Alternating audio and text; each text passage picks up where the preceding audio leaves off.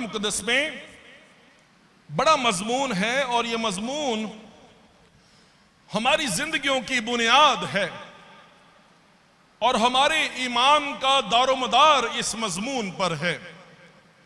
और ये वो मजमून है जिसे आप सारी जिंदगी एक्सप्लोर करते रहें तो आपकी जिंदगी थोड़ी है, लेकिन ये मजमून जो है ये उससे भी ज्यादा वसी है। ये मजमून आपको खुरूज की किताब और उसके 12वें बाब में मिलता है।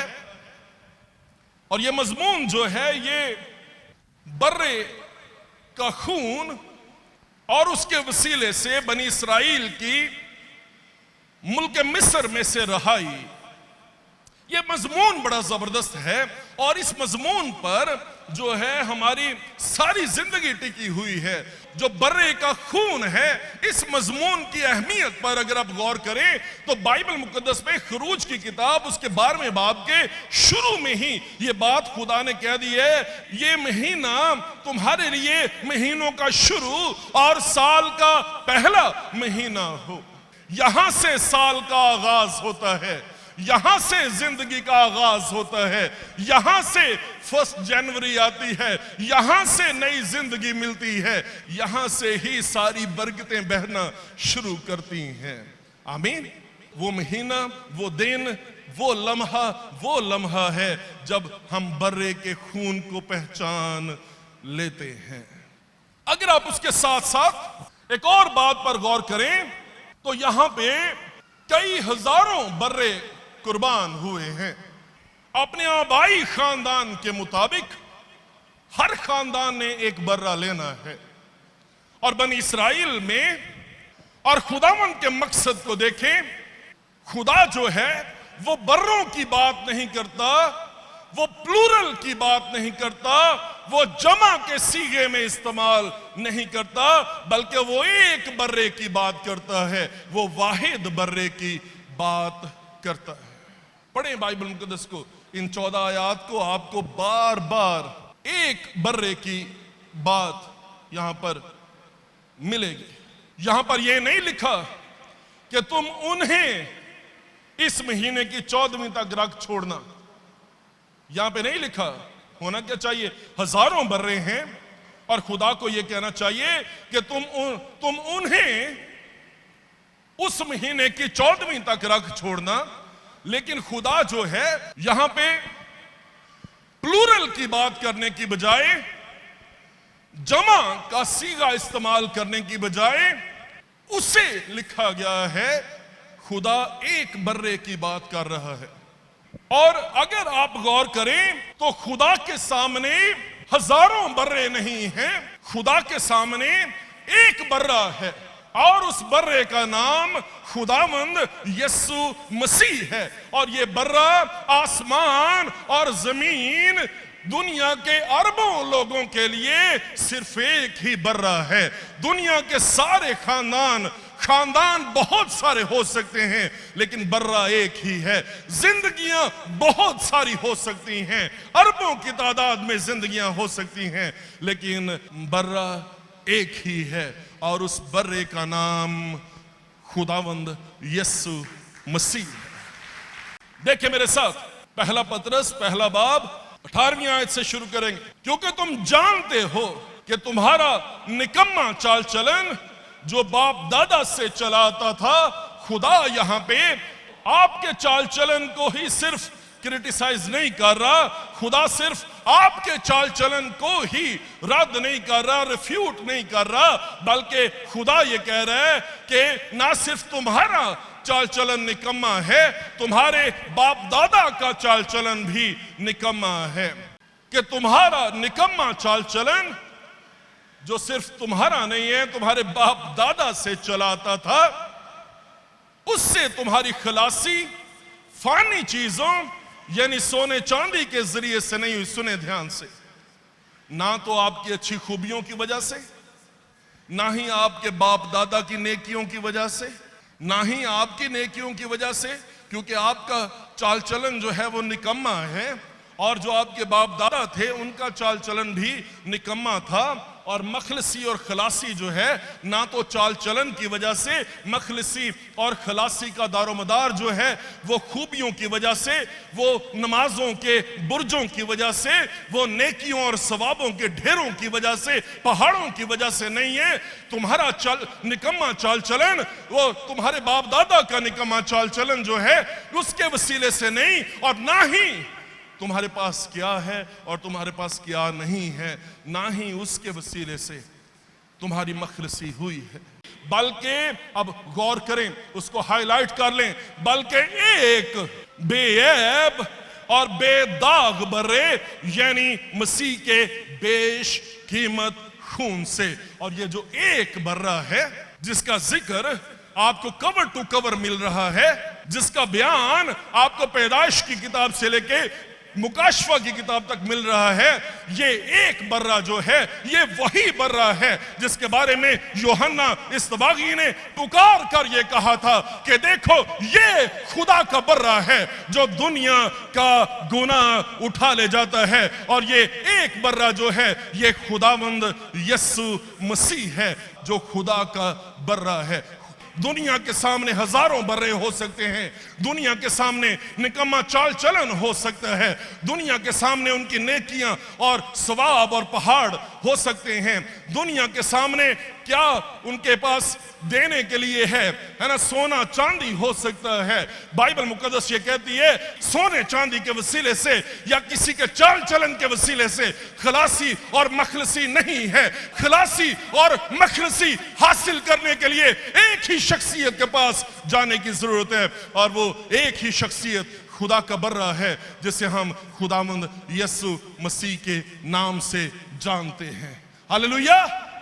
आगे चले मेरे साथ, मुकाशफा 5वां बाब और उसकी 6ठी आयत में ये लिखा है, और मैंने उस तख्त और चारों जानदारों और उन बुजुर्गों के बीच में गोया ज़िबा किया हुआ कितने बर्रे देखे। ओ हालेलुया, एक बर्रा, एक बर्रा, हालेलुया, एक बर्रा। Thank you Jesus. एक बर्रा मैंने खड़ा देखा, उस एक बर्रे के लिए जो आसमान के करोड़ फरिश्तों का जिनको कोई शुमार नहीं कर सकता, जो खुदा बाप के तख्त का मरकज है, वो एक बर्रा, उस एक बर्रे के जलाल के लिए जोरदार तालियां बजाएं। Hallelujah, hallelujah. उस बर्रे ने मेरे और आपके लिए अपने खून को बहा दिया। कोई अपनी जात में कितना ही फन्ने खां था, कोई अपनी जात में कितना ही बड़ा था, मुझे बताएं, किसी ने अपने लोगों के लिए अपने कामिल खून को बहाया हो, अपने कीमती खून को बहाया हो, या उनके लिए सलीब की मौत गवारा की हो, उनके लिए अपनी जान दी हो, कोई आपको नहीं मिलेगा। आसमान में और जमीन पर सिर्फ एक ही शख्सियत है, और वो एक ही बर्रा है जिसने तमाम बनीनो इंसान के लिए खून बहाया है, जिसने अपनी जान दी है। और इसी के बारे में तो यूहन्ना इस्तबागी ने गवाही दी थी कि देखो ये खुदा का बर्रा है, और इस बर्रे की कामलियत का अंदाजा लगाएं, इसके खून की कुदरत का अंदाजा लगाएं, इसकी मौत की कुदरत का अंदाजा लगाएं कि ये एक ही बर्रा कुल जहान के गुनाहों को उठा ले जाता है। उसका नाम खुदावंद यस्सु मसीह है। हालेलुया। उसका खून हिफाजत करता है। 12वां बाब और 7वीं आयत देखें, थोड़ा सा खून लेकर जिन घरों में वो उसे खाएं उनके दरवाजों के दोनों बाजुओं और ऊपर की चौखट पर लगा दें। और फिर उसके बाद 12वीं आयत, इसलिए कि मैं उस रात मुल्क मिस्र में से होकर गुजरूंगा और इंसान और हैवान के सब पहलोटों को जो मुल्क मिस्र में हैं मारूंगा, और मिस्र के सब देवताओं को भी सजा दूंगा। मैं खुदावंद हूं। और जिन घरों में तुम हो उन पर वो खून तुम्हारी तरफ से निशान ठहरेगा, और मैं उस खून को देखकर तुमको छोड़ता जाऊंगा। वो कहते हैं जब मैं गुजरूंगा, मुल्क मिस्र में से गुजरूंगा, मैं इंसान और हैवान के सारे पहलोटों को मार दूंगा। वो कहता है कि मैं मिस्र के सारे देवताओं को सजा दूंगा। सो ये जंग सिर्फ जिस्मानी जंग नहीं है, ये जंग रूहानी जंग भी है। सिर्फ जिस्मानी पहलोटों को नहीं मारा, उसने रूहानी तौर पर मिस्र के देवताओं को भी सजा दी है। सो यीशु का लहू जिस्मानी आलम में भी काम करता है और रूहानी आलम में भी काम करता है। हालेलुया। उसका खून जिस्मानी आलम में, इस जहान में और उस जहान में, दोनों जहानों में उसका खून काम करता है। वो खून तुम्हारी तरफ से निशान, वो कहता है मैं गुजरूंगा, वो खून तुम्हारी तरफ से निशान ठहरेगा। और मैं उस खून को देखकर जिन घरों में तुम हो उन घरों को छोड़ता जाऊंगा। आजकल लोग घर बना रहे हैं और घरों के एलिवेशन बड़ी खूबसूरत बनाना चाहते हैं, बड़ी खूबसूरत। कोई गुटका लगाना चाहता है, कोई पत्थर लगाना चाहता है, कोई सैंडस्टोन लगा रहा है, कोई उसको पेंट कर रहा है, कोई कुछ कर रहा है, कोई कुछ कर रहा है, कोई मरकरी के शीशे लगा रहा है, कोई ऐसा उसको रंग दे रहा है कि देखने वाले जो हैं वो एकदम से जो है मबहूत होकर रह जाए। कोई उसके ऊपर हांडी मुदी मार रहा है, कोई उसके ऊपर कुछ लिख रहा है, कोई उसके ऊपर कुछ लिख रहा है। खुदा ये कहता है कि जब मैं गुजरूंगा, जिन घरों पर जो है खूबसूरत एलिवेशन हो, मैं उन घरों को छोड़ जाऊंगा। नहीं, खुदा ये कहता है जिन घरों में तुम हो उन घरों पर वो खून तुम्हारी तरफ से निशान ठहरेगा। हालेलुया। मैं आपसे एक बात पूछना चाहता हूं, आपके घर पे क्या लगा है? टाइल है, गुटका है, सफेदी है, कच्ची है, पक्की है, कौन सी दीवारें हैं, लकड़ी का दरवाजा है, लोहे का गेट है, स्टील की जालियां हैं, क्या लगा हुआ है? मरकरी के शीशे हैं या ब्लू शीशे हैं या ग्रीन शीशे हैं, इस बात से कोई फर्क नहीं पड़ता। जिस बात से फर्क पड़ता है, जिस बात को खुदा देखता है, वो ये है कि आपके घर पर बर्रे का खून लगा हुआ है कि नहीं लगा हुआ। आपका घर छोटा है, आपका घर बड़ा है, आपका घर एक कमरे का है, आपका घर 10 कमरों का है, इस बात से कोई फर्क नहीं पड़ता। आपके घर पर बर्रे का खून है कि नहीं? जिन घरों पर बर्रे का खून हो उनके लिए एक दूसरी शर्त भी है, सुने ध्यान से। थोड़ा सा खून लेकर जिन घरों में वो उसे खाएं, यानी बर्रे को खाएं, उनके दरवाजों के दोनों बाजुओं और ऊपर की चौखट पर लगा दें। खून दोनों बाजुओं पर और ऊपर की चौखट पर लगाना है। पहली बात, घरों में उसे खाना है। कितने लोग हैं जो खाने के बगैर जिंदा रह सकते हैं? बच्चा जब पैदा होता है तो पैदा होते ही उसे कहा जाता है कि मां जो है उसे फीड करे। सो पहले दिन ही से वो फीड करना शुरू करता है और अपनी जिंदगी के आखिरी दिन तक उसे खुराक की जरूरत होती है, ताकि वो खुराक जो है उसे सस्टेन कर सके। उसकी जिंदगी का दारोमदार जो है वो उस खुराक पर है, उसके बढ़ने का दारोमदार जो है उस खुराक पर है। जिनकी जिंदगियों का दारोमदार, जिनके जीने की वजह, जिनके जीने का सबब बर्रा हो, बर्रे की मौत हो, बर्रे की सलीब हो, उनके घरों पर, उनके दरवाजों पर वो खून पुकारेगा। 2 काम करने। पहला काम जो हमने करना है वो ये करना है कि हमने यीशु के खून को लेना है, लेकिन उसके साथ साथ उतना ही जरूरी ये है खानदानों के अंदर हर रोज, हर सुबह, हर शाम, हर दोपहर 24 घंटे हमारी जिंदगियां उस बर्रे की जिंदगी पर और उसकी मौत पर हमारा दारोमदार होना चाहिए। और ये दोनों बहुत जरूरी हैं।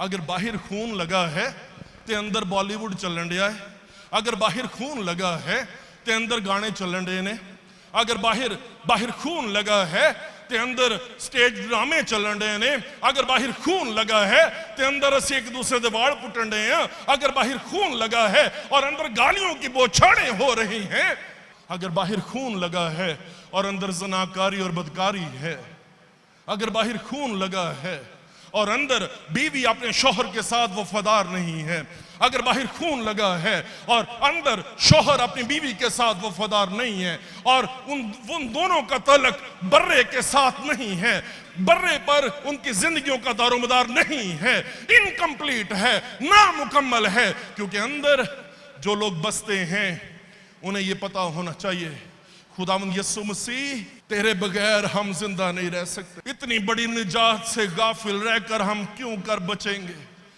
अंदर लोगों को पता होना चाहिए मेरी जिंदगी का महवर, मेरी जिंदगी का मकसद, मेरे जीने का सबब, आज मैं जिंदा हूं, मेरी सांसें चल रही हैं, इन सांसों का महवर और मरकज और वजह और सबब बढ़ रहा है खुदावंद यीशु मसीह। आमीन। क्या लिखा है?